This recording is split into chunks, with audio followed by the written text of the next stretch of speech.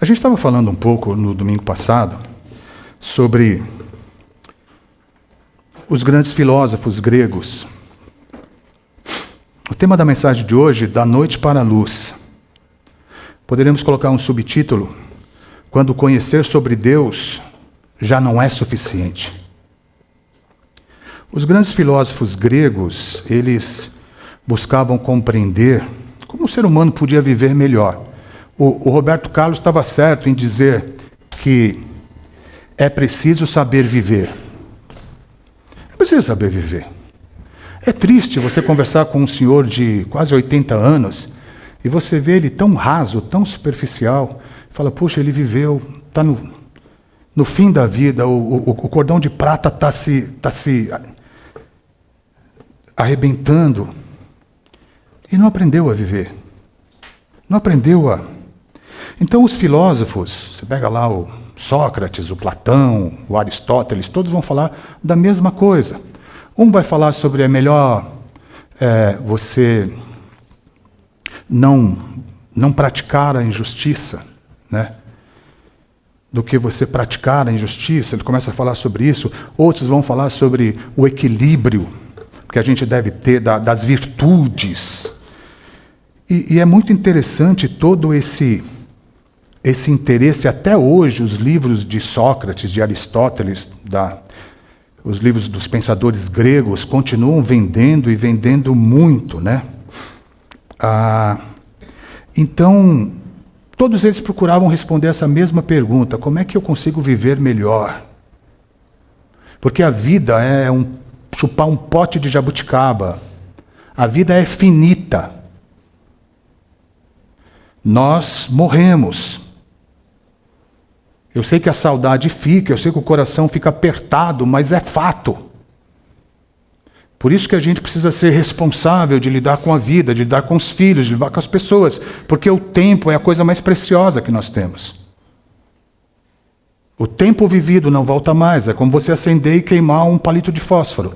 Passou. Não volta mais. Existem algumas pessoas tentando lidar com o passado. Deixa eu lhe dizer, besteira. Tudo que aconteceu no passado, aconteceu. E não existe nada que você possa fazer para apagar completamente esse passado. Deus perdoa e esquece. E você pode ter lembranças do passado sem amargura. Sem o amargor vir na boca e você sofrer de novo. É o passado quando lembrado com graça, com perdão, que é super importante para as nossas vidas. Mas tem gente que algumas pessoas querem voltar ao passado. Alguns casais querem voltar, já tem que nem eu, 40 anos de casado, e quer voltar a fazer o que fazia quando tinha 3 anos de casado. Não vai conseguir. Em todos os sentidos. Não vai conseguir. Por quê? Porque passou. É bobeira viver, como diz a música, não viver a realidade. A gente precisa viver. E os filósofos procuravam fazer isso. Mas também, agora a cultura judaica, eles tinham uma coisa que eram os fariseus. Quem eram os fariseus? Hoje, quando alguém fala assim, poxa, aquele irmão é um fariseu, as pessoas estão querendo dizer que aquele irmão é hipócrita. Ele é legalista. Ele quer que os outros façam aquilo que ele não está disposto a fazer. Mas o fariseu, no nascedouro, ele era muito importante. Porque a cultura grega estava tomando conta, esses caras escreveram 500 anos antes de Cristo. Então Alexandre o Grande, quando ele conquistava as coisas, ele logo metia uma biblioteca grega. E ele foi longe, hein? Foi o maior conquistador da história. Ele vai conquistando e colocando... Aí os judeus não queriam perder a Torá, os ensinamentos de Moisés, os ensinamentos bíblicos. Então se levantam os fariseus para ter todo um zelo, um cuidado com a palavra de Deus. Então os fariseus no início eram um grupo muito importante. E o Nicodemos, que nós vamos falar hoje, ele era um fariseu. E ele é um fariseu e pertencia ao Sinédrio. Era a corte suprema dos judeus. Era o nosso STF. Né? Então era o máximo assim. Mas os fariseus tinham esse intuito. O problema com os fariseus começou depois, porque eles não podiam fazer uma série de coisas, por exemplo, no sábado. Não podia trabalhar, não pode apertar um botão do elevador, não pode apertar. Muitos hotéis em Israel não tem nem elevador, a pessoa não pode nem ficar apertando lá os botões se ele for um judeu mais fundamentalista, né? Mais radical. E aí os fariseus, eles não podem fazer uma série de coisas, mas eles usavam aquelas capas grandes e eles escondiam coisas nas capas. Então se alguém viesse, poxa, hoje eu preciso fazer aqui um exemplo esdrúxulo, um pagamento para você, falou, eu não posso receber, mas se você quiser colocar na capa, tudo bem. Então esses elementos exteriores dos fariseus, a população começou a questionar, as pessoas começaram a questionar. E Jesus vai falar assim, vocês são sepulcro caiado, porque por fora, bela viola. Sepulcro bonito, mas por dentro não tem vida. Começa o problema com os elementos exteriores. É o que acontece hoje, né?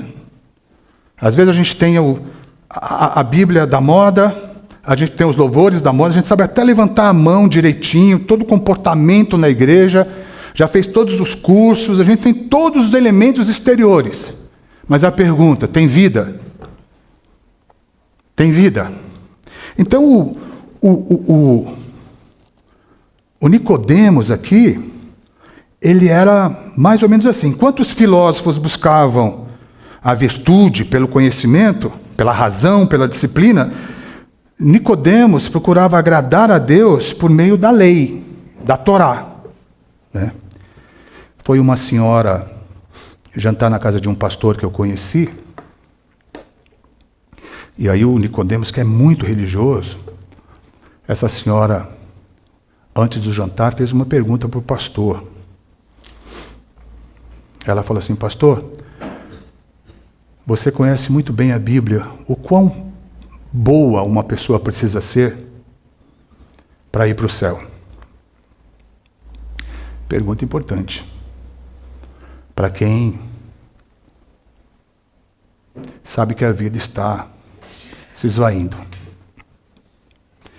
Aí o pastor disse para ela, sabiamente, perfeita. Mateus 5,48, sede perfeitos, como é perfeito o vosso Pai que está nos céus. Quer dizer, pastor, que eu tenho que ser perfeita? Sim. Você não pode ter cometido nunca um pecado. Então os religiosos, os fariseus, eles estavam guardando a lei. E Paulo vai dizer que a lei, ela vem apontar o pecado. A lei é quando você vai fazer uma ressonância magnética.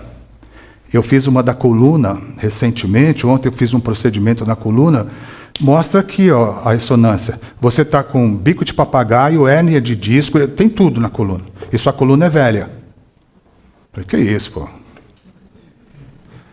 A ressonância e a lei, ela só mostra o problema. Ela não faz o transplante de um coração de pedra para um coração de carne.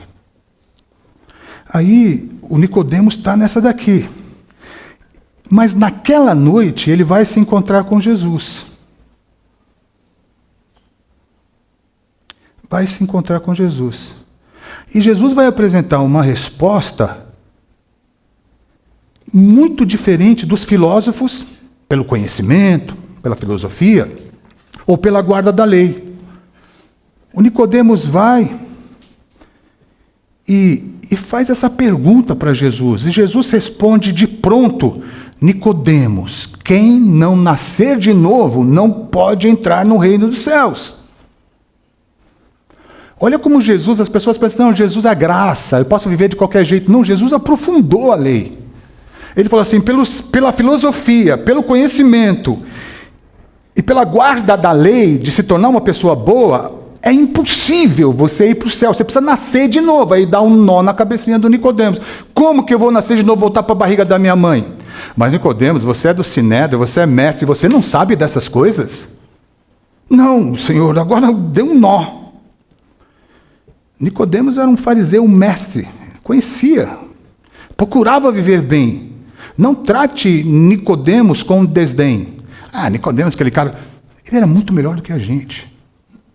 Muito melhor.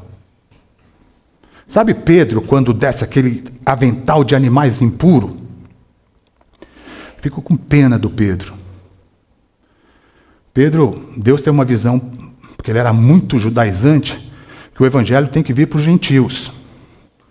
E aquela visão para ele desce era joelho de porco, pururuca, tudo, né? Panceta. Tudo que um judeu não pode comer. Tudo. Aí o Senhor fala assim, mata e come, Pedro. Ele fala, não, de modo nenhum, Senhor.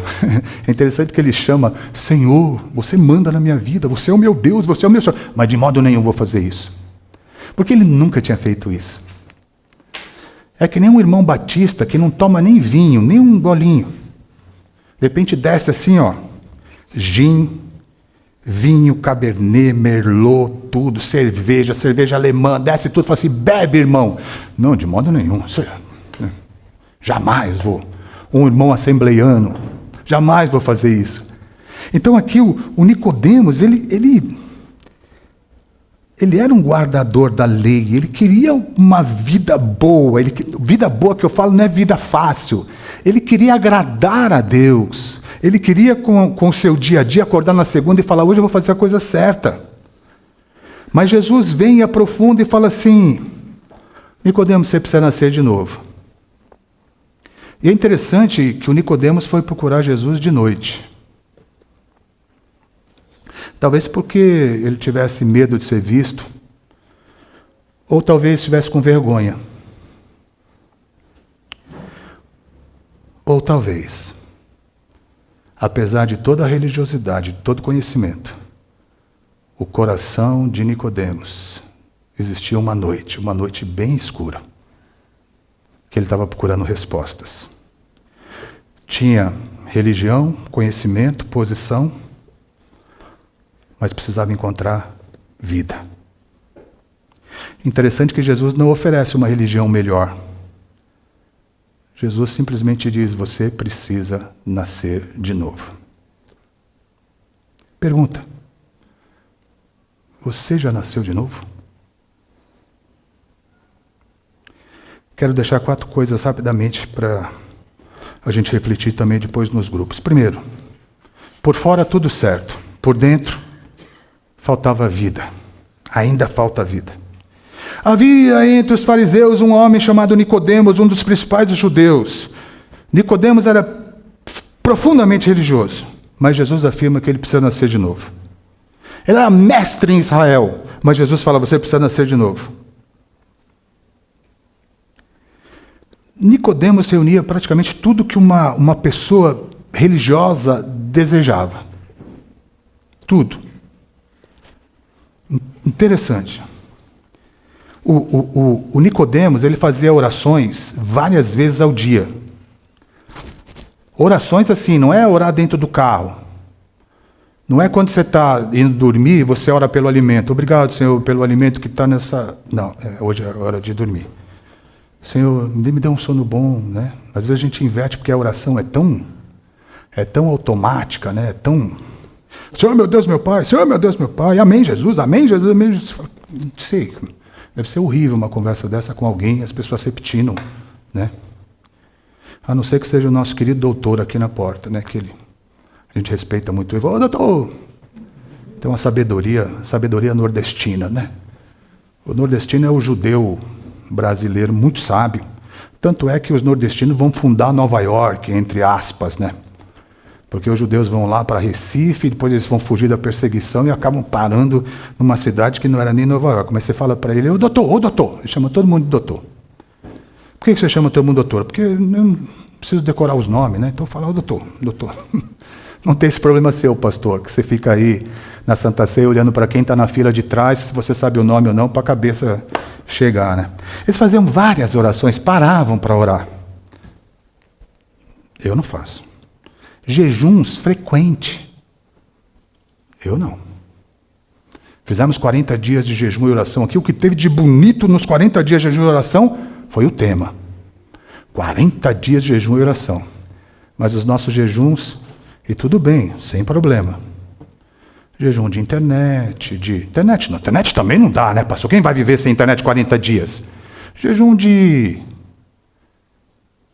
Paramount. Estava pensando em assinar, já não vou assinar, já faço jejum de... né?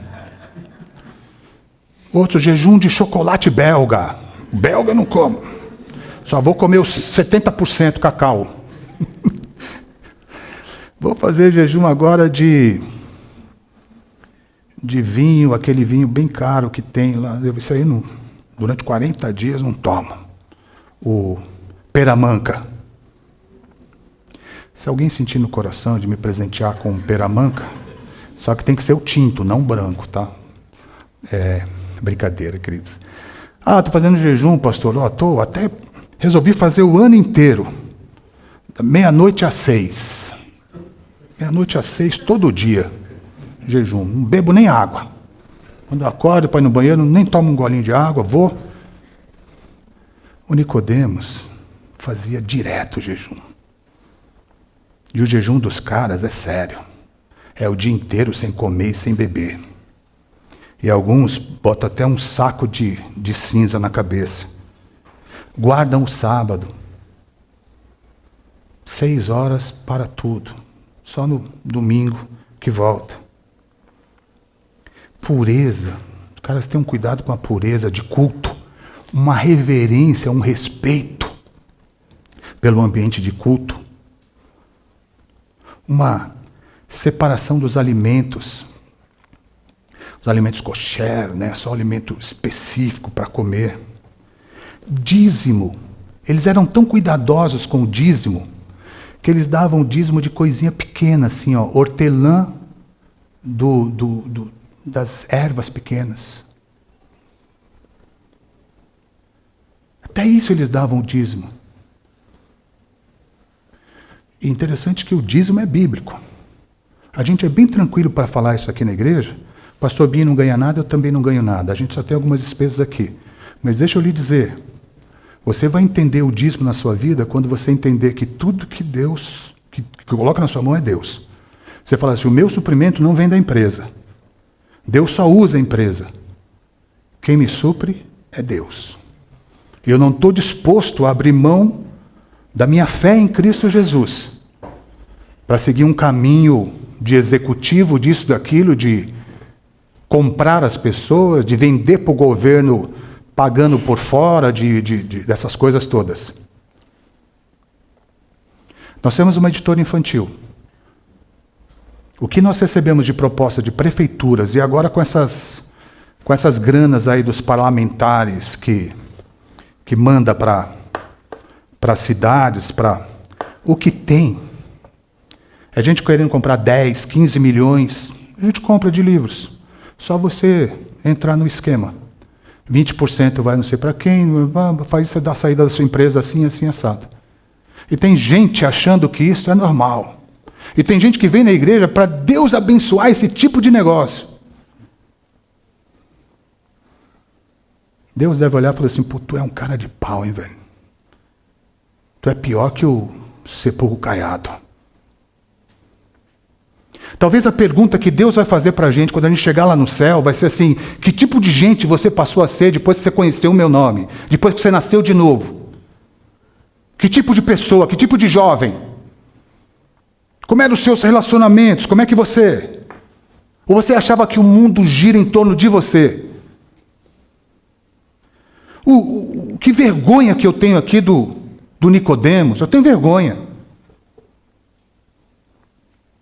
Dava o dízimo até de coisinha pequena. Aqui na igreja, se você falar um negócio de missionário para alguém, a galera não está nem aí. Pô. Não, alguns se mexem aí e tal, mas não... Graças a Deus, nossa igreja tem os... A minha preocupação com a igreja agora é outra. A gente tem uma boa grana na igreja. E esse é o problema. Que a gente começa a ter recurso, e se Jesus voltar, ele vai falar, pô, que adiantou ficar com todo esse dinheiro aí guardado no banco? E pessoas precisando de alimento, e pessoas precisando de ajuda, e pessoas precisando de... Nossa família, nós ficamos emocionados ao ver essa semana, lá no sertão nordestino, as criancinhas recebendo uma mochila de livros. Né? Pô, olhe, deixa eu lhe dizer, rapaz, que nem só de pão vive o homem, mas de palavras. Que coisa legal, que coisa boa. E o Nicodemos era esse tipo de gente. Sinagoga era direto. Nicodemos chegava atrasado no culto, não faltava. Estudava as Escrituras todos os dias.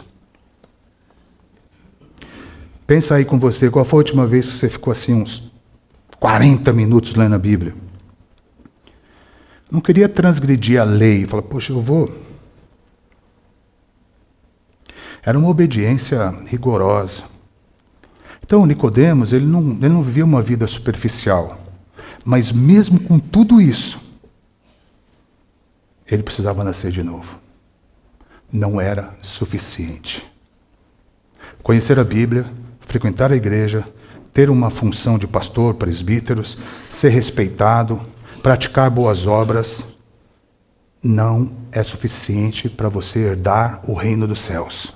Porque você precisa, segundo este livro, nascer de novo. A religião pode mudar os nossos comportamentos, mas somente Jesus pode nos fazer nascer de novo. Ele pode transformar o nosso coração. Talvez alguns de nós aqui, nós conhecemos somente a religião. Mas a pergunta é, você conhece realmente Jesus?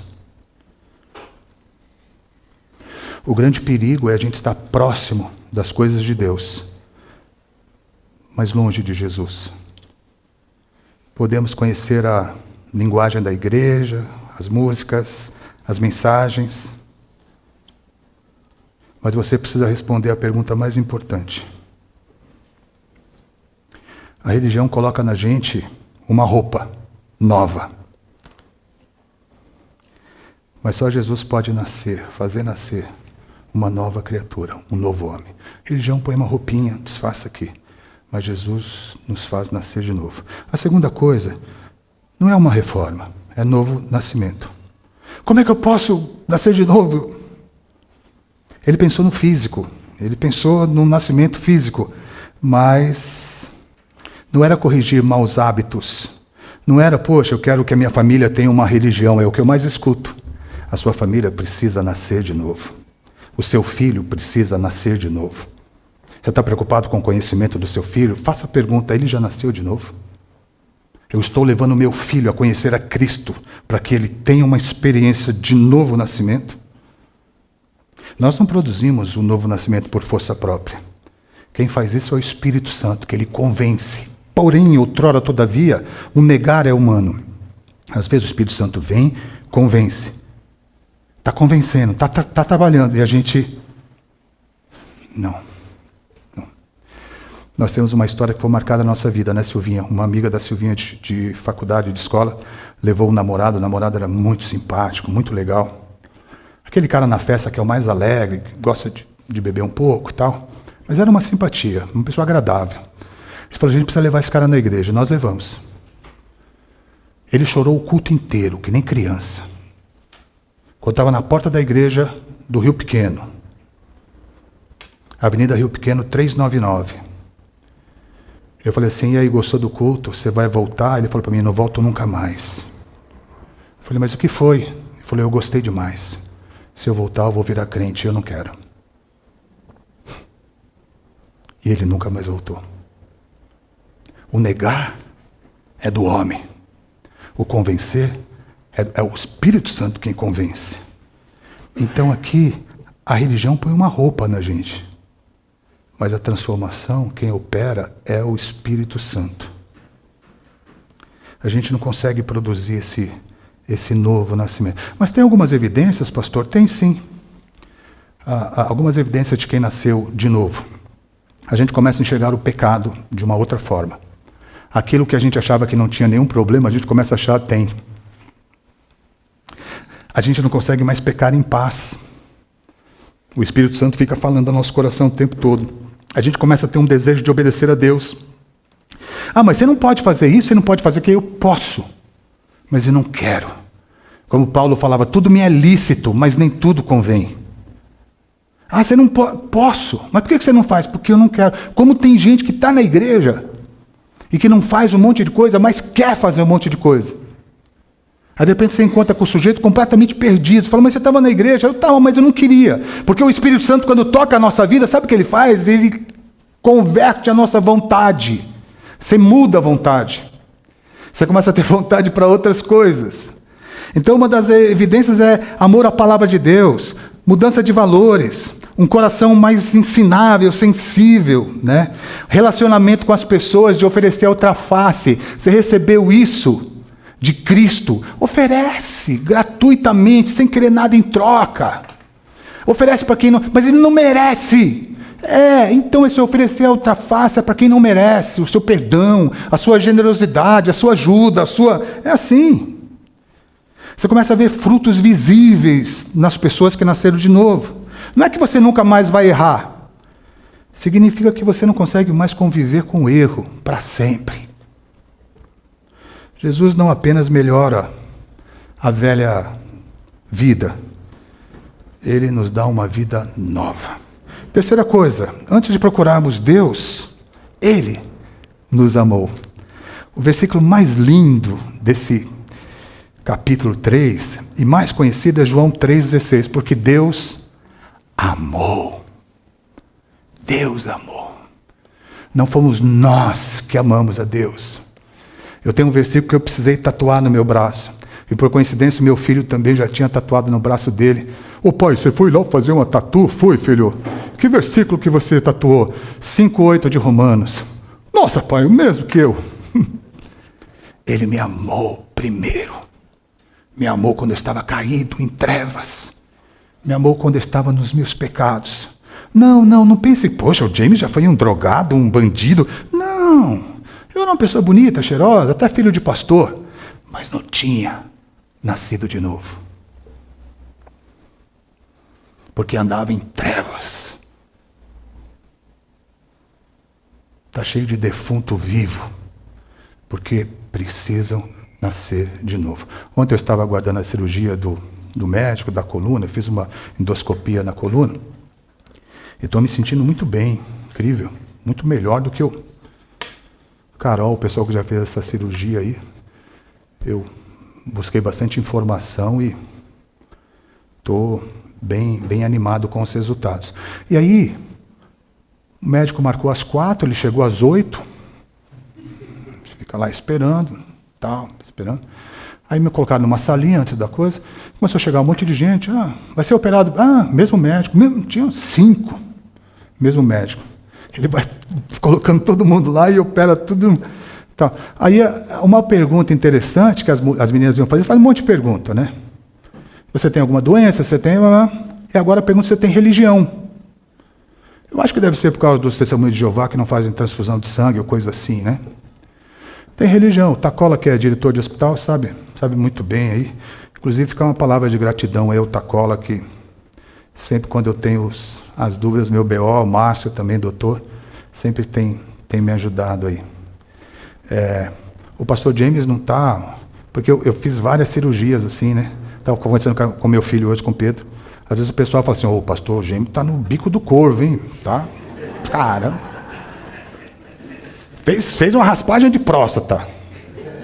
Operou o joelho, é a 4ª, 5ª vez. Pegou uma infecção, pegou embolia. E agora a coluna, da coluna já é a 2ª. Não, eu falei assim, não, cara, na verdade eu estou me preparando para a entrada nos 60, se Deus me der graça. Eu quero entrar com saúde. Quero entrar bem, porque esses pequenos probleminhas viram grandes problemas se a gente não cuidar. Nós temos um urologista aqui, que é o Marcinho, nosso médico, mais conhecido como comentarista futebolístico do Repique. Hoje tivemos uma notícia de um irmão que está frequentando a nossa igreja, também que fazendo um check-up descobriu um tumor no intestino, está cuidando, foi operado, uma cirurgia demorada. Eles são convidados do Rodrigo, lá de Santos, vieram aqui com a gente, a igreja esteja orando por ele, por esse irmão. E descobriu no check-up.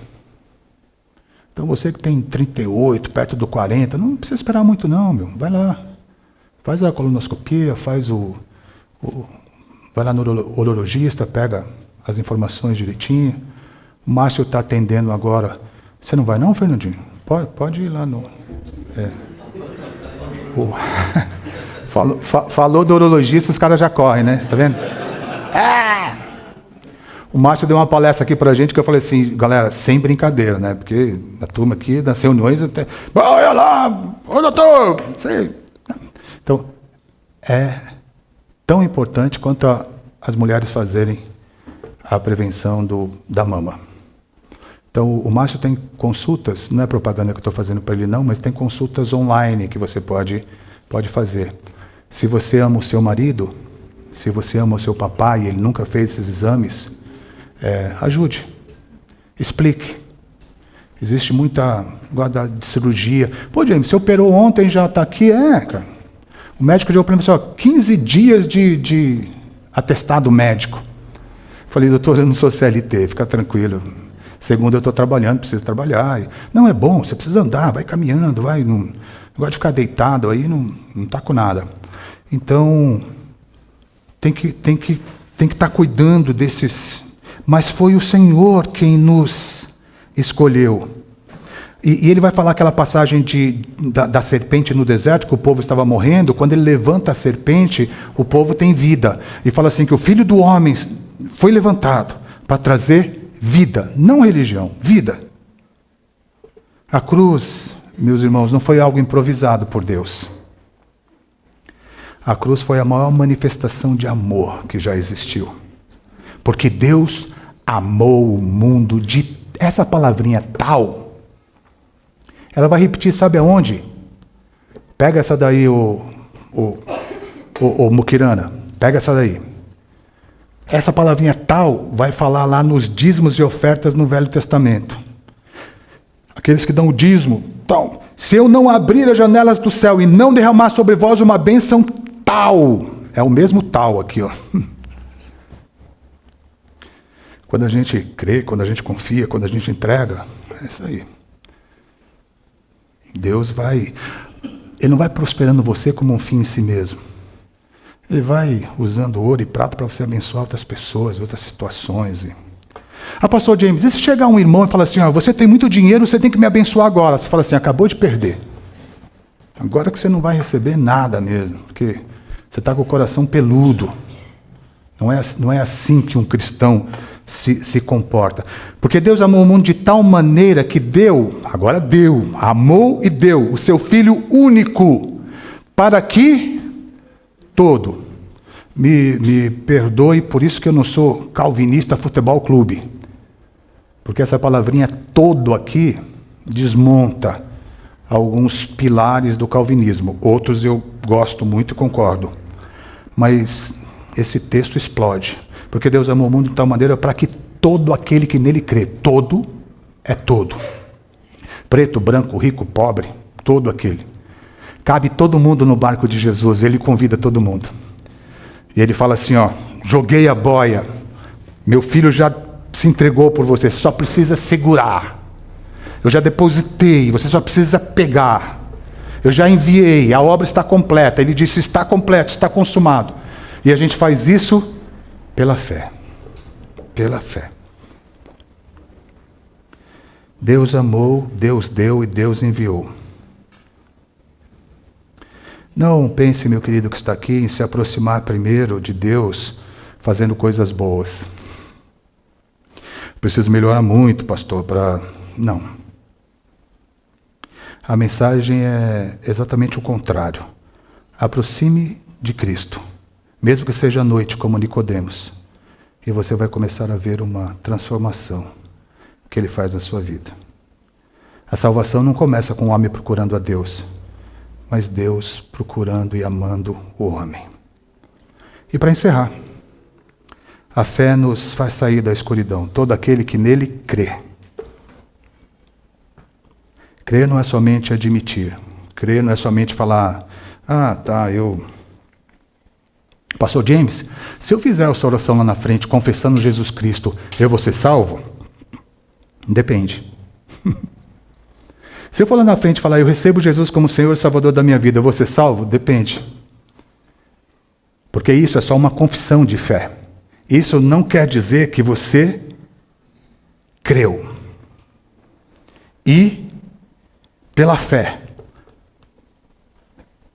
movido pelo Espírito Santo, começou a viver essa nova aventura do novo nascimento. É mais ou menos assim, olha. Eu tenho uma cadeira aqui. Uma cadeira que eu estava tocando aqui para não... Por causa da coluna, meio sentadinho. James, você acredita que essa cadeira existe? Sim, acredito, olha. Então, imagine que essa cadeira é Jesus. Você acredita que Jesus existe? Claro que acredito. Nossa, eu sou uma pessoa muito religiosa. A Bíblia fala assim, até os demônios creem e tremem. Acreditar, dizer que acredita, como a Ayrton Senna existiu, como Princesa Isabel existiu, da experiência do novo nascimento, isso não vale para nada. Como é que eu posso provar que essa cadeira existe e pode segurar o meu corpo, que pode me sustentar? Sentando nela. Então, eu sento na cadeira. Quando eu sento na cadeira, ela existe e pode me sustentar. Olha aí. Muitas vezes a gente acha que essa cadeira é a cadeira que a gente crê para cura. Eu acredito. Nossa, peguei uma doença aí que eu vou te falar. Eu preciso de água, de bênção material. A gente coloca todas essas coisas em Jesus, mas o que ele está querendo não são esse tipo de fé momentânea. Aí eu estava falando do hospital, aí depois eu me perdi e não coloquei isso daqui. E lá pergunta a religião. E várias pessoas, não tenho religião, não tenho religião, não tenho religião. Só uma das 5 falou que era católica. Aí teve uma aula que falou assim, não, eu não tenho. Mas acho que ela pensou, cara, a gente vai entrar na anestesia agora, vamos entrar na faca. Ela falou, mas eu acredito em Deus. Eu escutei de lá, mas eu acredito em Deus. É que nem o ateu, né? Sabe que o ateu, ele faz uma força enorme para não acreditar em nada. O ateu, guarde isso, ele é o maior religioso que existe. Porque ele tem uma fé enorme de não acreditar em nada. De olhar para o universo, de saber que tem mais estrela no universo do que areia no mar, assim, tem quase a mesma quantidade. É absurdo o universo. Aí você fala, isso aqui surgiu terra. Isso aqui surgiu do nada, né? Ser humano. Nem a IA, nem um computador vai conseguir fazer o que a nossa mente faz, essas coisas todas. Como é que essa criatura surgiu do... É impossível. É impossível de uma explosão. Pode até ser que ele usou esse negócio da explosão e colocou um apelido lá, porque Deus é muito... Ele curava um mudo e falava assim, não conta para ninguém. Mudinho doido para falar. Curava o surdo, o cego. Ele não queria fama, não queria...